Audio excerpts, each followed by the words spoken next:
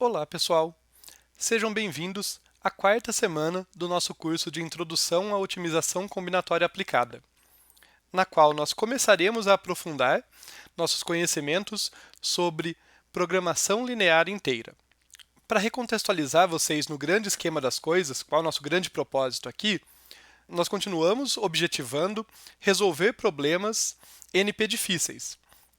Lembrando que, se eles são NP difíceis, a menos que P seja igual a NP, e a gente supõe que não seja o caso, nós não vamos conseguir algoritmos que encontram simultaneamente soluções ótimas em tempo polinomial para qualquer entrada. Assim, nós temos que abrir mão de pelo menos uma dessas restrições na hora que estamos projetando nossos algoritmos. Programação linear inteira cai dentro da categoria dos métodos exatos. Só para lembrar, nas duas últimas semanas nós aprofundamos nos métodos heurísticos. Falando de algoritmos gulosos e heurísticas de busca local, nós focamos no desenvolvimento de heurísticas, que são algoritmos que abrem mão de encontrar soluções ótimas. Abrem mão do nosso primeiro desejo ali. Agora, nos métodos exatos, nós vamos abrir mão desse aqui.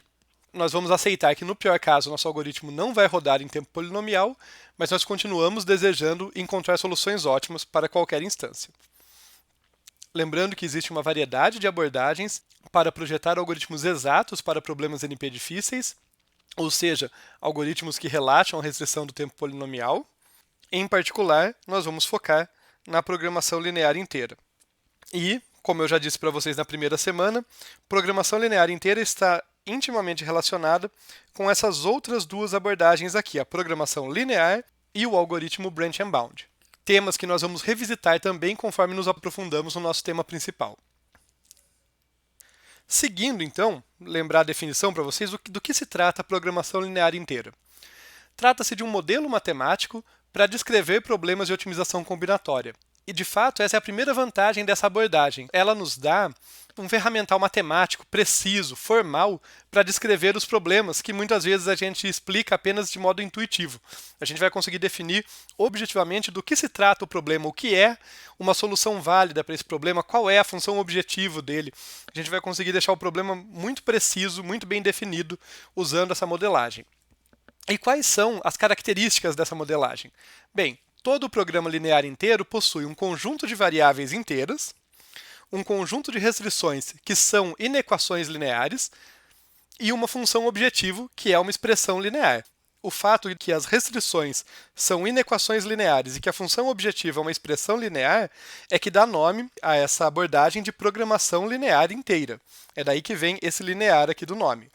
E é do fato que nós vamos trabalhar com variáveis inteiras, variáveis cujos domínios são os números inteiros, que vem esse inteiro aqui. Dito isso, eu gostaria de fazer uma ressalva que nós também trabalhamos com o que nós chamamos de problemas mistos, que vem do inglês Mixed Integer Programming, que são os problemas que têm variáveis inteiras e variáveis contínuas. Nós também vamos ver alguns problemas cuja modelagem utiliza esse tipo de formulação. E uma vez que nós temos essa definição, o que é uma solução viável para o nosso problema? Lembrando que o termo solução viável é algo que a gente já usa para definir os problemas desde que a gente começou o curso. São aquelas soluções que são válidas. Não sei se elas são boas ou não, mas elas são válidas.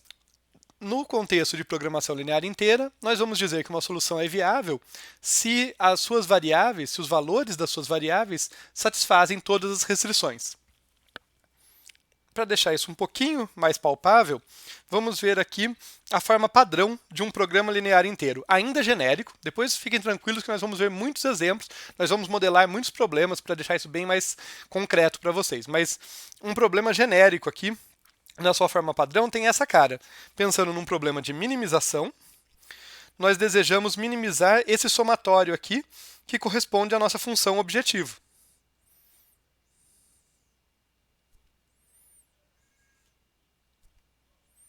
As nossas variáveis, no caso, são os xj aqui, para j variando de 1 até n. Cada um deles está multiplicado por um coeficiente cj diferente. E esse somatório das variáveis multiplicadas por esses coeficientes, que são constantes, é que dá o valor da nossa função objetivo que a gente quer minimizar. O nosso conjunto de restrições tem aqui uma restrição para cada i, variando de 1 até m, e cada restrição tem a forma de uma inequação linear.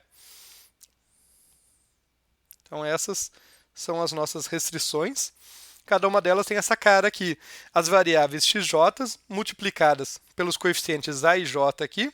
O somatório disso tem que ser maior ou igual que um certo valor bi, que está à direita. Essa é a cara padrão do problema, sendo que as variáveis xj são inteiras. Então, só para deixar claro, antes de eu trazer algumas observações, a e j, bi e cj são todos constantes. Já que as expressões têm que ser lineares, eu não posso ter duas variáveis multiplicando umas às outras. Por isso, vocês podem perceber que as únicas coisas que multiplicam os xj são constantes, ou a ij ou o cj. Agora, uma observação importante aqui. Vocês devem lembrar que vários dos nossos problemas não são de minimização, eles são sim de maximização.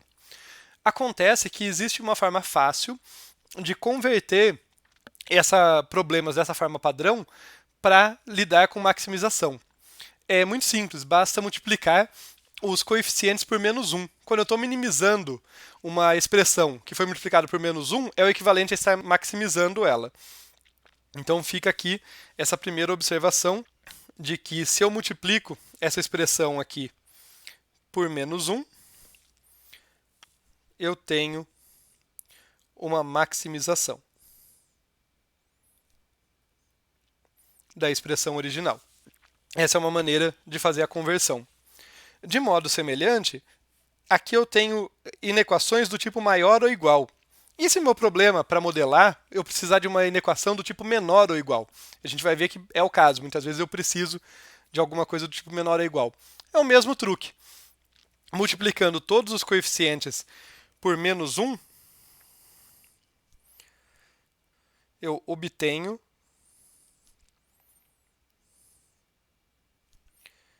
inequação do tipo menor ou igual. Assim, é sempre possível pegar um problema com uma inequação que está na forma menor ou igual e fazendo um produto desse, que multiplica todos os coeficientes por -1, eu coloco ela na forma padrão. Por fim, também tem situações em que eu preciso de igualdade. Eu preciso exigir uma igualdade das minhas variáveis, eu preciso de uma restrição que exija a igualdade. Nesse caso, eu uso um truque um pouquinho mais sofisticado, mas não tanto, que é combinar duas desigualdades.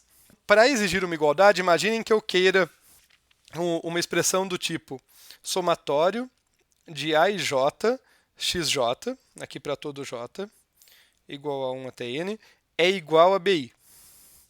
Para conseguir isso, eu vou colocar duas restrições no meu problema. Uma dizendo que o somatório de a e j xj para todo j ali é menor ou igual a bi, e outra dizendo que esse mesmo somatório de a e j xj para todo j é maior ou igual a bi. Se uma expressão tem que ser maior ou igual que um valor e menor ou igual que ele, a única opção é que ela seja igual. Então, combinando essas duas aqui, eu consigo a igualdade. Por isso, não se surpreendam quando nos próximos vídeos eu utilizar funções objetivas de maximização, eu utilizar desigualdades tanto de menor ou igual quanto de maior ou igual, ou eu utilizar igualdades. Todos esses são válidos, tá? Todos esses são facilmente convertidos para a forma padrão, com truques relativamente simples. Embora essa que eu tenha apresentado seja a forma padrão de um programa linear inteiro, eu tenho uma facilidade de modelar um monte de outros problemas ali que usam outros tipos de restrições ou de função objetivo. Para finalizar esse slide, vale destacar que, embora um programa linear inteiro, como o nome sugere, tenha variáveis inteiras, muitas vezes essas variáveis são binárias. Elas têm apenas valor 0 ou 1, caso em que elas costumam ser chamadas de variáveis indicadoras. Variáveis binárias ou indicadoras, porque elas têm a função de indicar alguma coisa.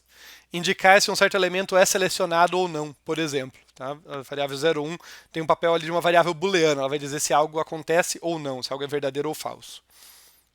Seguindo, um programa linear inteiro, em geral, corresponde a um problema NP difícil. Isso significa também que a gente vai conseguir reduzir, vai conseguir modelar, como um programa linear inteiro, diversos problemas NP difíceis nos quais a gente está interessado. Mas qual é a vantagem disso? A primeira vantagem eu tinha citado para vocês. A gente consegue formalizar o nosso problema, deixar bem claro do que ele se trata. Mas essa nem de longe é a única vantagem, tem uma outra muito importante que eu vou apresentar para vocês agora. Para chegar lá, deixa eu só explicar uma coisa antes, que é, nós podemos relaxar as restrições de integralidade de um programa linear inteiro para obter um programa linear. O programa linear, eu apresentei para vocês brevemente na primeira semana, tem as mesmas regras de um programa linear inteiro, mas suas variáveis não são inteiras nem binárias, elas são contínuas, elas estão no domínio dos reais. Então, sempre que eu tiver um programa linear inteiro do meu problema modelado, eu posso fazer o que eu chamo de relaxação da integralidade. Eu tiro a restrição de que as variáveis são inteiras, ou binárias, ou que seja, e permito que elas sejam contínuas ali, variando por todo o espectro dos números reais, ou variando nos números reais entre 0 e 1, se ela era binária. E o que eu ganho com isso? Duas coisas. Primeiro, talvez não seja óbvio num primeiro momento, mas qualquer solução de um programa linear que corresponde à relaxação de um programa linear inteiro é um limitante para o programa linear inteiro original. Vamos pensar aqui em problema de minimização, para simplificar. Qualquer solução para um programa linear de um problema de minimização é um limitante inferior, mais especificamente, para um programa linear inteiro original. Para se convencer disso, pensem no seguinte artifício. Toda solução do PLI é uma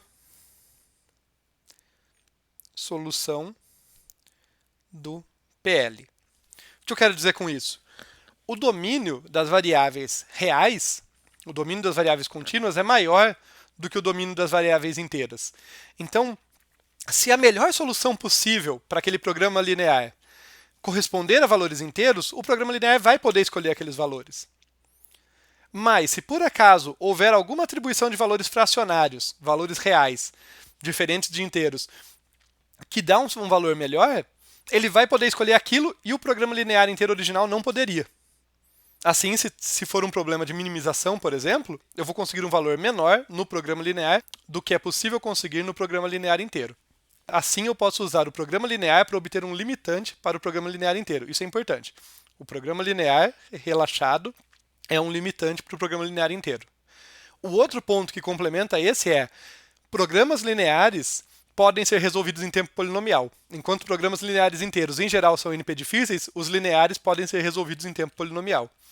Então, o programa linear, resolver o programa linear, me dá alguma informação sobre o programa linear inteiro que eu quero resolver. Ele me dá um limitante para aquele valor. Ele fala, olha, eu não sei qual é a sua solução ótima, mas eu sei que ela não pode ser melhor do que tanto. E essa informação pode ser usada de modo inteligente por algoritmos. Mais especificamente, resolvedores de programação linear inteira combinam o branch and bound com programação linear para encontrar melhores limitantes inferiores, pensando num problema de minimização, e assim realizar mais podas nos ramos da árvore.